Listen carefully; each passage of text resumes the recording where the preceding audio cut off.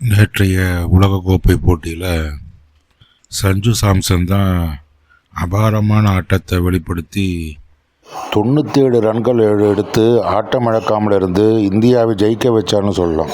என்னதான் ஜாதகப்படி பார்த்திங்கன்னா நேற்றுக்கே நம்ம ஒரு பதிவு போட்டிருந்தோம். அதில் பார்த்திங்கன்னா இந்திய அணி தான் ஜெயிக்கும் அப்படின்னு போட்டிருந்தோம். அதுபடி இந்தியா தான் ஜெயிச்சுது. அது காரணம் என்னென்னா, இந்தியாவின் கேப்டன் சூரியகுமார் யாதவ் அவருடைய ஜாதகத்தில் பார்த்திங்கன்னா அந்த வெற்றி ஒளி தெரிஞ்சுது. இப்போ பார்த்திங்கன்னா இந்த மேட்சை ஜெயிக்க வைக்கிறதுக்கு கடுமையாக போராடி ஜெயிக்க வச்சவர் சஞ்சு சாம்சன் தான். சஞ்சு சாம்சன் யாருன்னு நம்ம பார்க்கும்போது, கேரளாவை பூர்வீகமாக கொண்ட இவர் ஒரு விக்கெட் கீப்பர் மற்றும் அதிரடி பேட்ஸ்மேன் அப்படின்னு சொல்லலாம்.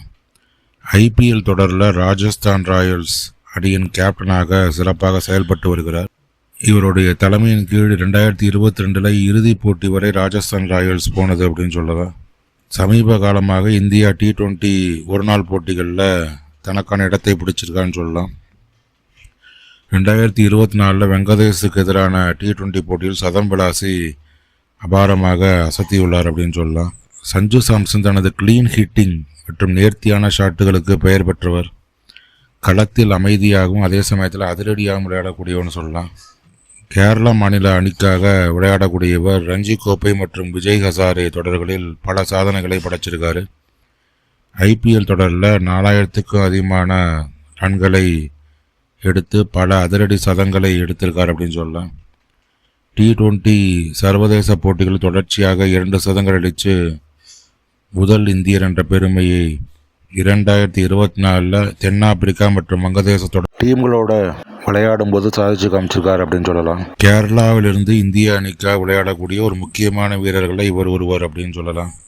தொடர்ச்சியான சதங்கள் T20 மேட்சில் 2 முறை அடிச்சிருக்கிறவர்.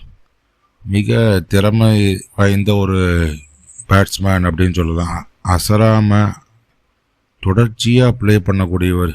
அவருடைய தனக்காக ஒரு மேட்சை ஆடாமல் தனக்காக ரன் சேர்க்கணும் அப்படின்னு நினைக்காம டீமுக்காக அதிரடியாக விளையாடக்கூடிய ஒரு முக்கியமான கிரிக்கெட் வீரர் அப்படின்னு சொல்லலாம். அப்படிப்பட்டவருடைய ஜாதக அமைவை தான் இப்போ பார்க்க போகிறோம்.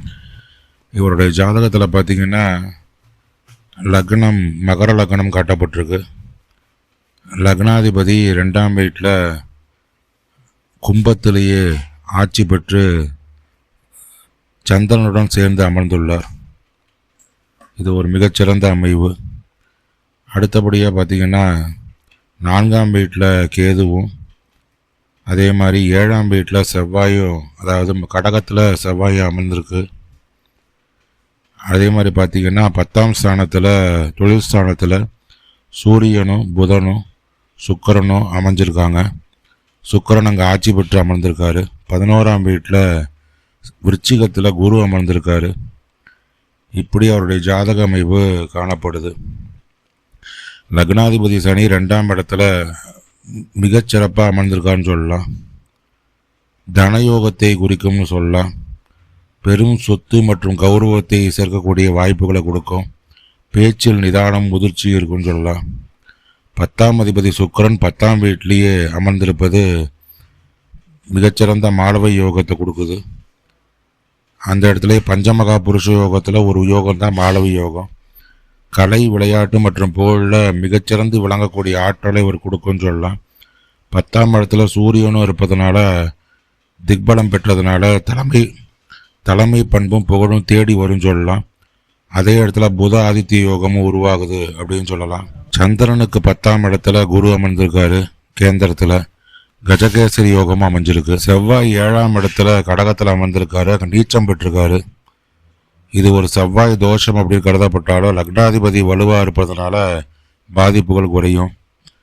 விளையாட்டு வீரர்களுக்கு தேவையான அதிரடி வேகத்தையும் இந்த செவ்வாய் வழங்குகிறார் அப்படின்னு சொல்லலாம். 11ஆம் அதிபதி செவ்வாய் பார்த்தீங்கன்னா ஜாதகத்தில் 4 மற்றும் 11ஆம் வீட்டின் அதிபதின்னு சொல்லலாம். அவர் 7ஆம் வீட்டில் அமர்ந்திருக்காரு. இது செவ்வாய் கேந்திரத்தில் அமரும்போது, லாபஸ்தானாதிபதி கேந்திரத்தில் அமரும்போது தொழில் மூலம் நல்ல வருமானத்தையும் வெளியூர் வெளிநாடு மூலம் புகழையும் தரும் அப்படின்னு சொல்லலாம். இந்த ஜாதகத்தில் ரொம்ப முக்கியமான விஷயம், லக்னாதிபதி ஆட்சி பெற்றிருப்பது மிகச்சிறப்பு. சுக்கிரன் ஆட்சி பெற்று மாளவ யோகத்தை தராரு, சனி ஆட்சி பெற்று சசயோகத்தை தராரு. இரண்டுமே மிகச்சிறப்பான அமைவுன்னு சொல்லலாம். 3ஆம் இடம் மற்றும் 12ஆம் இட அதிபதியான குரு 11ஆம் வீட்டில் அமர்ந்திருப்பது மிகச்சிறந்த யோக பலத்தை தரும். விருச்சிகத்தில் அமர்ந்திருக்காரு குரு. முயற்சியால் வெற்றி கிடைக்கும்னு சொல்லலாம். 3ஆம் இடம் சொல்வது தைரிய வீரிய ஸ்தானம். அதனுடைய அதிபதி பார்த்தீங்கன்னா குரு. இவர் 11ஆம் இடத்தில் அமர்ந்திருப்பது சுய முயற்சியாலும் விடாமுயற்சியாலையும் பெரிய வெற்றிகளை அடைவார், சொத்துக்களை அடைவார் அப்படின்னு சொல்லலாம். அதே மாதிரி பார்த்தீங்கன்னா 12ஆம் அதிபதி 11ஆம் இடத்துல இருப்பது வெளியூர் பயணங்கள், வெளிநாடு பயணங்கள் மூலம் நல்ல வருமானத்தையும் புகழையும் பெற்றுத்தரும் அப்படின்னு சொல்லலாம். 3ஆம் அதிபதி லாபத்தில் இருப்பதனால இளைய சகோதரர்கள் நண்பர்கள் வழியாக நல்ல ஒத்துழைப்பும் லாபமும் கிடைக்கும்னு சொல்லலாம். 3ஆம் இடம் தகவல் தொடர்பு, கைத்திறன்களை குறிக்கும் சொல்லக்கூடியது. ஒரு விக்கெட் கீப்பராகவும் பேட்ஸ்மேனாகவும் இவர் ஜொலிப்பதற்கு இவர் தைரியஸ்தானாதிபதி பலம் முக்கியமானது. அது மிகச்சிறப்பாக அமைஞ்சிருக்கு. குரு 11ஆம் இடத்துல அமர்ந்து தனது 5ஆம் பார்வையாக 3ஆம் இடத்தை பார்ப்பதும் கூடுதல் பலம் அப்படின்னு சொல்லலாம். 3ஆம் இடத்துக்குரிய அதிபதி 3ஆம் இடத்தையே பார்க்கிறார் குரு. அதுவே மிகச்சிறந்த அமைவு. இதனால் மிகச்சிறந்த யோக பலத்தை அவர் பெறுகிறார் அப்படிங்கிறார். 4 மற்றும் 11ஆம் இடத்து அதிபதியான செவ்வாய் 7ஆம் வீட்டில் அமர்ந்திருக்காரு. இது சுகபோகமான வாழ்க்கையை கொடுக்கும்னு சொல்லலாம். 4ஆம் அதிபதி கேந்திரத்தில் அமர்வது மிகச்சிறப்பானது. திருமணத்திற்கு பிறகு அல்லது கூட்டாளிகள் மூலம் சொத்துக்கள் சேரும் யோகத்தை தரும். 11ஆம் அதிபதி 7ஆம் இடத்துல அமர்வது மிகச்சிறப்பு. பொதுஜன தொடர்பு, மக்கள் செல்வாக்கு மிக அதிகமாக கிடைக்கும்னு சொல்லலாம். 4 மற்றும் 11ஆம் அதிபதி 7ஆம் இடத்துல இருப்பதனால சொந்த ஊரை விட்டு வெளியூரில் அல்லது வெளிநாடுகளில் விளையாடும் போது அதிக வெற்றியும் லாபமும் கிடைக்கும். இங்கே செவ்வாய் 7ஆம் இடத்துல நீச்சம் பெற்றிருக்காரு. இது பலவீனம்னு கருதப்பட்டாலும் அதுக்கு சாதகமாக மாறுவதற்கு வாய்ப்புகள் உண்டு. செவ்வாய் விளையாட்டுக்குரியவர் அப்படின்னு சொல்லலாம்.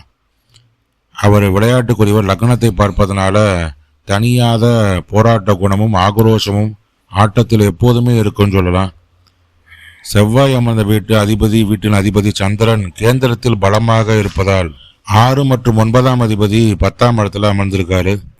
அதாவது புதன் பார்த்தீங்கன்னா 10ஆம் இடத்துல துலாம் ராசியில் அமர்ந்திருக்காரு.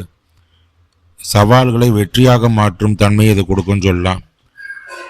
எதிரிகள், போட்டிகள் மற்றும் தடைகளை குறிக்கக்கூடிய இடம்.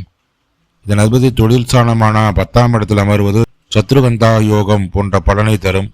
கடும் போட்டிகள் நிறைந்த கிரிக்கெட் போன்ற துறையில் தனது எதிராளிகளை வீழ்த்தி இவர் முன்னேறுவார் என்பதை காட்டுகிறது. 9ஆம் அதிபதி 10ஆம் வீட்டில் அமர்ந்திருக்காரு. 9ஆம் அதிபதி பாக்கியாதிபதி 10இல் அமர்வது ஒரு மிகச்சிறந்த தர்மகர்மாதிபதி யோகத்தை குறிக்குதுன்னு சொல்லலாம். 9ஆம் அதிபதி புதன், 10ஆம் அதிபதி சுக்கிரன் 2 பேரும் சேர்ந்து 10ஆம் இடத்திலே அமர்ந்திருப்பது தொழில் மிகப்பெரிய புகழையும் கௌரவத்தையும் அதிர்ஷ்டத்தையும் தேடித்தரும். மிகச்சிறந்த அமைவுன்னு சொல்லலாம். சமயோசிதமாக முடிவெடுப்பதில் சஞ்சு சாம்சன் மிகச்சிறந்தவராக இருப்பார் அப்படின்னு சொல்லலாம். 9ஆம் அதிபதி புதனும் 10ஆம் அதிபதி சுக்கிரனும் இணைவது உயரிய ராஜயோகத்தை குறிக்கும். இவருக்கு ஒரு ப்ரொஃபஷனல் அந்தஸ்தையும் செய்யும் தொழில் தனித்துவமான திறமையும் வழங்கும் அப்படின்னு சொல்லலாம். 10இல் சூரியன் திசை பலம் திக்பலம் பெற்றிருப்பது நிர்வாக திறமை மற்றும் சமூகத்தில் ஒரு கௌரவமான பதவி தானாகவே வந்து சேரும் சொல்லலாம். 7ஆம் அதிபதி சந்திரன் 2ஆம் இடத்தில் அமர்வது கும்பராசியில் இருக்காரு சந்திரன். இது திருமணத்திற்கு பின் யோக பலத்தை மிகச்சிறப்பாக வழங்கும். ஜாதகருக்கு பொருளாதார ரீதியாக பெரிய முன்னேற்றமும் சொத்து சேர்க்கையும் உண்டாகும் என்பதை இது குறிக்கிறது. 7ஆம் அதிபதி இங்கே அமர்வதால் 2ஆம் இடத்துல மிகச்சிறந்த நிதானமும் கவர்ச்சிகரமான பேச்சாற்றலும் இவருக்கு கிடைக்கும் அப்படின்னு சொல்லலாம். சந்திரன் மனோகாரகன் என்பதால் 2ஆம் இடத்துல உட்கார்ந்துருக்கிறதுனால குடும்பத்தின் மீது அதிக பற்று கொண்டவராக இவரை மாற்றும். சந்திரன் சனி சேர்க்கை இது ஒரு முக்கியமான விஷயம். இது புணர்ப்பு தோஷம்னு சொல்லுவாங்க. விளையாட்டு வீரருக்கு இது ஒரு சிறப்பான பலன்களை தருகிறது.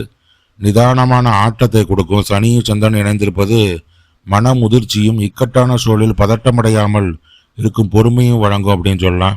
விடாமுயற்சி மிக அதிகமாக இருக்கும். 7ஆம் அதிபதி 2ஆம் இடத்துல இருப்பது ரசிகர்களின் பெரும் ஆதரவு இவருக்கு மிகப்பெரிய சொத்தாக அமையும் அப்படின்னு சொல்லலாம். அதே மாதிரி 8ஆம் அதிபதி 10ஆம் இடத்துல அமர்ந்திருக்காரு. 8ஆம் இடமான சிம்ம ராசிக்கு அதிபதியான சூரியன் இவர் 10ஆம் இடமான துலாவு ராசியில் அமர்ந்திருக்காரு. இது சிக்கலான அதே சமயத்தில் சக்தி வாய்ந்த அமைப்பாக கருதப்படுகிறது. 8ஆம் இடம் என்பது எதிர்பாராத மாற்றங்கள் மற்றும் ரகசியங்களை குறிக்கக்கூடிய இடம். இவர் 10ஆம் இடத்தில் அமர்வதனால கிரிக்கெட் வாழ்க்கையில் திடீர் ஏற்ற இறக்கங்கள் இருக்கும். இவர் சிறப்பாக விளையாடினாலும் அணியில் இடம் கிடைக்காமல் போவது அல்லது எதிர்பாராத நேரத்தில் பெரிய வாய்ப்புகள் தேடி வருவது எல்லாமே நடக்கும் அப்படின்னு சொல்லலாம்.